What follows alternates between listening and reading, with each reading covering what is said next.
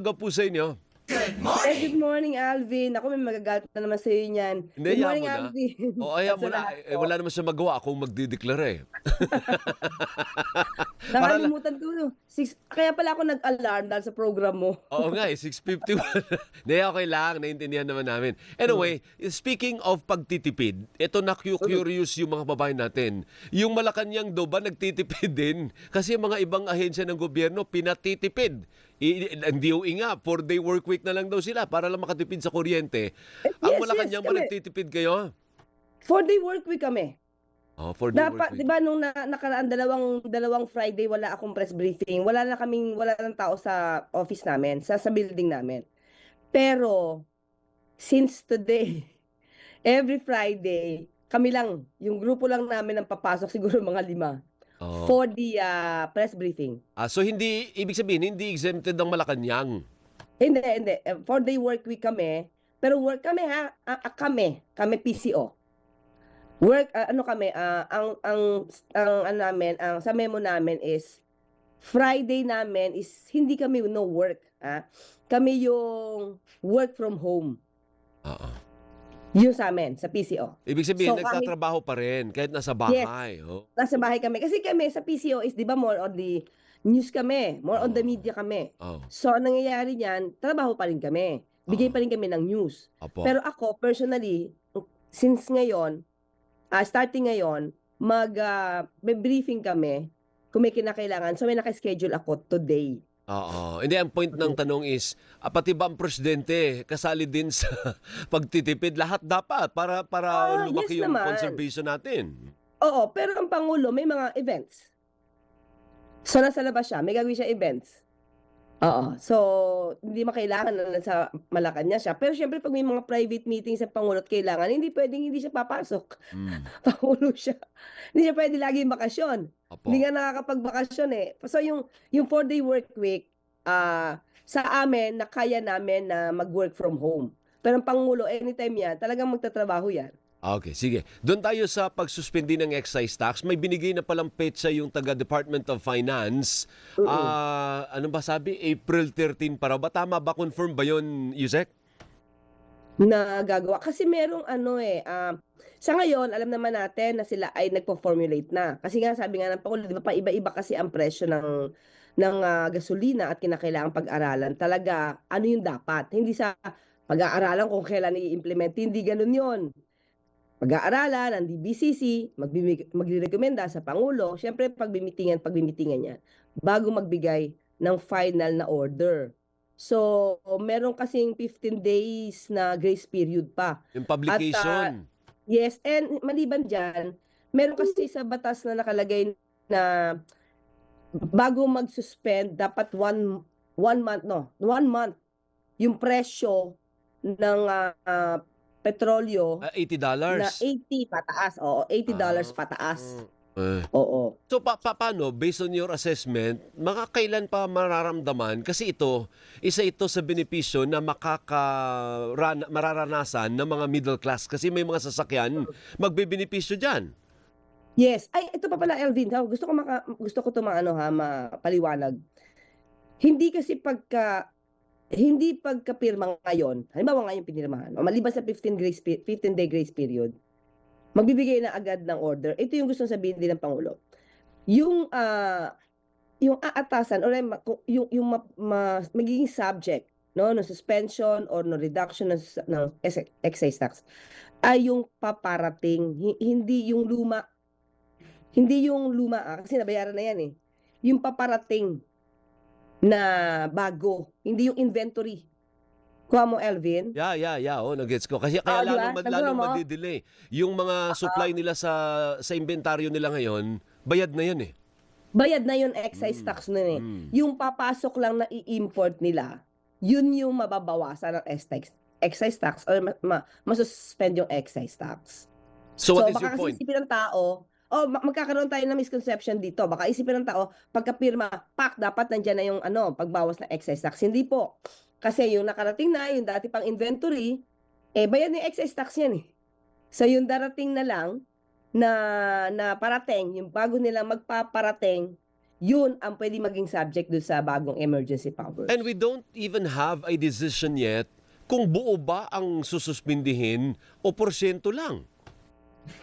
Sa ngayon, ayoko makapagsalita kasi nag-meeting na naman sila eh. So ayoko magsabi na wala pa silang nabubuo na decision patungkol dyan. Hindi, ibig sabihin, hindi pa natin alam kung Yes, ang gagawin ba ng presidente ay buo o di kaya kalahati lang o diesel lang o gasoli. Wala pa tayong ganun, wala pa tayong nitty-gritty as we speak, Yusek. Oo. Kasi syempre pag hindi pa to final, syempre mahirap naman nating isabihin. Diba? Okay, sige. So usad tayo dun sa pondo kahapon, inutusan na ng presidente yung DBM, bigyan nyo ng 20 billion pesos yung DOE.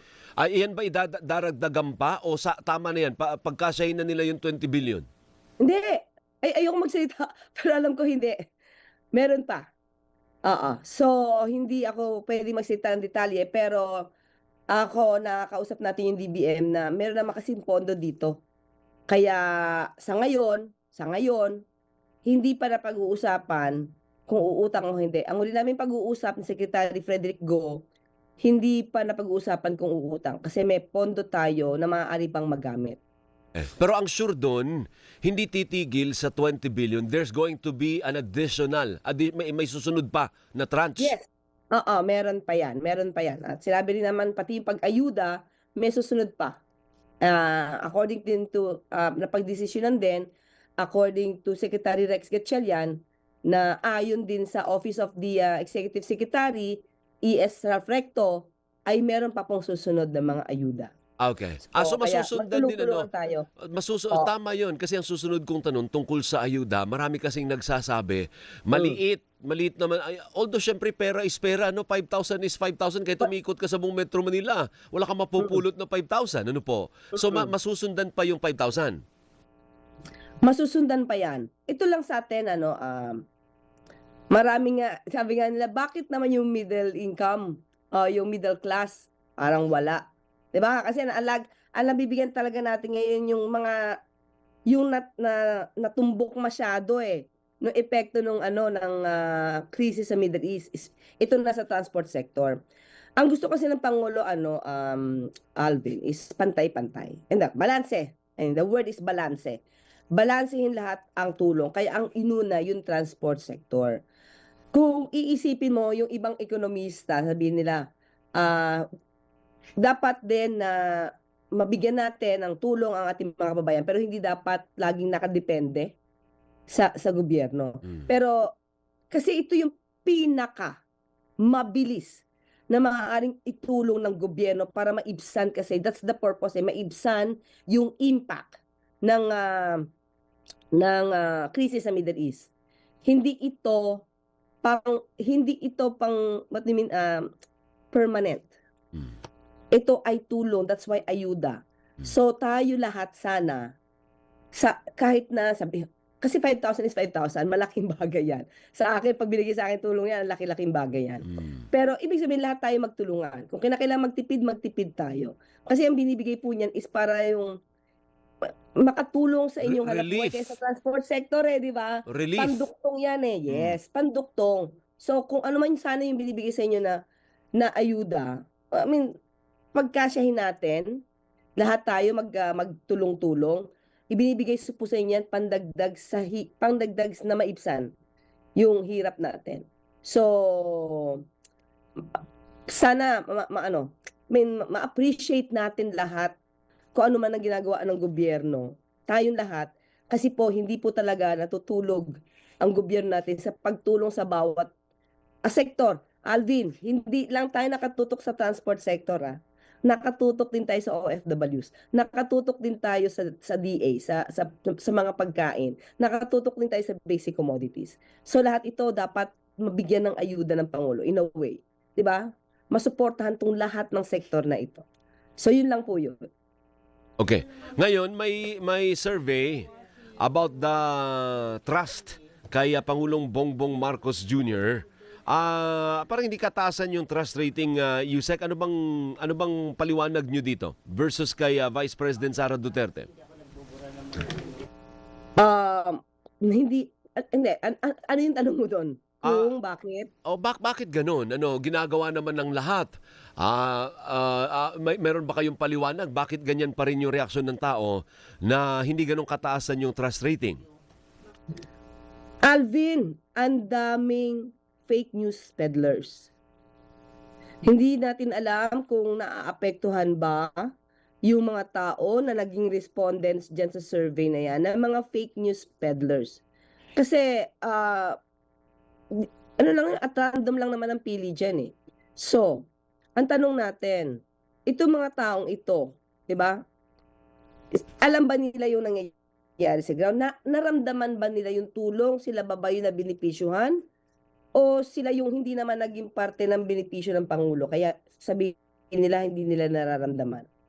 May mga pagkakataon na mas maraming fake news lumalabas. Katulad nito. Ito lang, sasabihin ko lang ito. May nakita ko quote card na para bang galit daw yung mga OFW sa Pangulo. Samantalang gawa lang. Hindi totoo. 'Di ba? Walang basihan kasi nakita natin kung paano naging masaya yung mga kababayan natin nung makalapag dito, yung mga na-repatriate. May mga pagkakataon nagpadala daw ng eroplano si Mayor Baste para makuha ang mga OFWs. Nagpapalakpakan sila. Tapos pinipintasan na yung Pangulo. And that's fake news. So, ang kawawa dito sa mga fake news na to, yung mga kababayan natin, dahil hindi nila nakikita kung ano talaga yung nangyayari. So, can be, di ba, kung sinong respondents to, ang tanong natin, sila ba yung natulungan? Sila ba yung nakaramdam? O sila yung naging biktima ng mga fake news? Hindi natin alam eh. Tama. Ibig sabihin na nagpapaniwala sila sa mga fake news, Yusek. Ano po? Ngayon, meron ding kritisismo. Pwede, diba? Meron ding kritisismo na kalimutan na raw yung mga flood control corruption. One last. Ano masasabi mo doon? Okay, ito nadinig ko to ha. Hindi na makakailato ni Karen Davila. Nadinig ko sa interview niya with Toby Chanco na sinabi kasi na, di ba, yung pinag-usapan dito yung 1 million sure siya na mapapanagot ng Vice Presidente ang mga sangkot sa flood control. 1,000,000%. So, after that, sinabi yata ni Karen Davila, nanood naman ako, alam ko naman to, na ngayon, sa panahon ngayon, kinalimutan na, no, ng gobyerno yung flood control. So, that's an irresponsible statement. Unang-una, laging nagre-report, di ba? Ang DOJ, pag natatanong ng media, pati ang ombudsman, kakadinig ko lang yata kahapon, kagabi yata yun or kahapon, patuloy, everyday, ang kanilang pagmi-meeting with regard to this. Noong isang araw lang, nagsalita si Atty. Polo, spokesperson ng DOJ, na sila ay nagsumiti na ng kanilang report o recommendation patungkol sa, kung di ako nagkakamali, kay Senator Joel Villanueva yata yung involved doon sa DOJ as sa ombudsman. So itong mga news na to, hindi to dapat pinapalagpas. Mga news na yan na alam natin na nandiyan pa rin yung flood control projects na pag-iimbestiga. At patuloy, may naghihiring pa nga yung iba eh. May preliminary investigation according to DOJ. So, para sabihin ni Ms. Karen Davila na nakalimutan na o natulugan na o namatay na yung pag-iimbestiga sa flood control project, that's an unfair statement. Responsible yun eh. Kasi ang dating nun, magiging fake news yun pagdating sa gobyernong ito na parang tinutulugan na lang ang mga investigasyon tungkol sa flood control project. At ngayon, sususugan ni Toby Tiang na ang pag-asa na lang ng pag-iimbestiga si Vice Presidente. Kaya nga sabi natin, ngayon pa lang, kahit hindi siya Vice Presidente, dapat iniimbestigahan niya na yung flood control projects na ghost projects nung panahon ng kanyang ama. Bakit? Admitted naman yung ama niya eh. May ghost projects eh. So, ba't hindi nasimula? Gusto ko pa sana humaba, Yusek. Presidente? Oo. Gusto ko pa sana humaba, kailan 7:05 na eh. Thank you, maraming salamat, Yusek. Thank you sa oras. Thank Maraming you so much, Alvin. Maraming Chillax, salamat. ma'am. Yung puso mo. Dito si Doris. Thank you. Ma'am Doris. Maraming salamat. Hello, Thank you. ma'am. Si Undersecretary Claire Castro ng Presidential Communications Office. 7:05 na eh.